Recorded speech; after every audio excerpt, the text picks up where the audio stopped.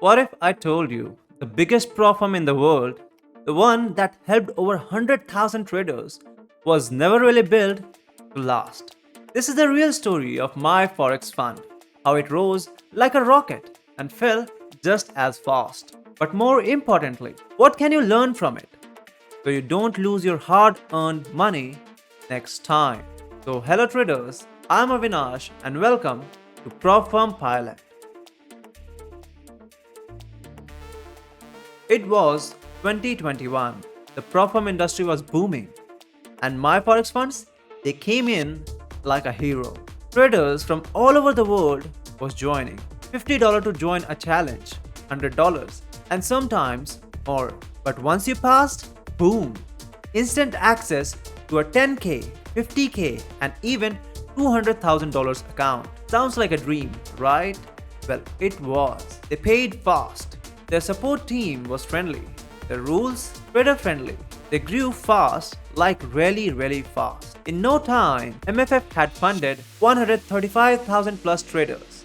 They were doing more volume than many small hedge funds. But then came August 2023. Boom! The CFTC US regulator came knocking, and they were not playing around. A 90-page complaint, serious allegations.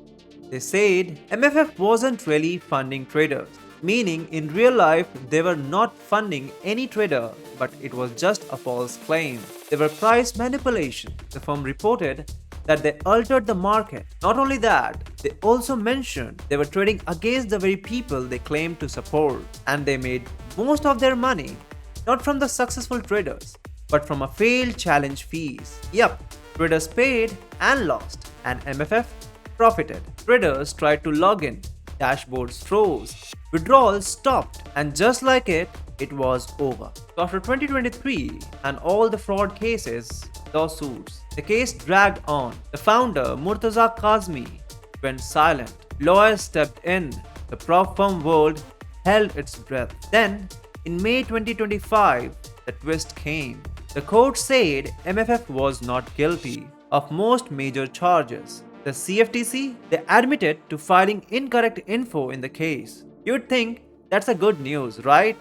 But the damage was already done. Now, here's the part where you need to listen carefully, because MFF isn't just a story, it's a warning. Let me tell you 5 things you must check before trusting any prop firm. The first is regulation. MFF wasn't registered by any big financial regulators. Yes, no CFTC, no FCA, nothing. So before joining any firm, check their registration. Go to nfafutures.org or the official sites and look it up. No records? Be careful. Now the second lesson is, how do they make money? As in, what is their business model? MFF made $310 million from people failing challenges. If the firm profits more when you lose, you already know where their priorities lie. Now, the next lesson is, stay updated. Yes, stay informed. The MFF case was all over the Twitter, Reddit, forums. But many traders ignored it until it was too late. Join trading communities, follow updates. Sometimes, pulling your funds early can save you from big losses. The fourth lesson which MFF taught us was to never stick just to one firm. Yes, diversify. Don't trust your whole trading career to one firm. Trade across 2 to 3 prop firms. Also keep building your own capital account on the side. If one prop firm shuts down, you are still in the game. And the last but not the least, location. Where the firm is based matters. Firms in US face a strict regulation. That's why some traders prefer firms from UAE, Cyprus, South Africa, Estonia, Cayman Islands, and Hong Kong. These regions have less aggressive regulation, which means these firms might survive longer. But of course, always do your homework. So now, let's move to the conclusion. So the fall of MFF wasn't just about one company. It was a wake-up call for all of us. So always remember to research. Search for the transparency that the firm is offering. Check for its rules, its regulation, the places where they are based. Always remember, diversify your capital into multiple prop firms. And at last, Stay informed. Don't get blinded by the fast payouts and flashy dashboards. Ask the real questions. Who are they? How do they make money?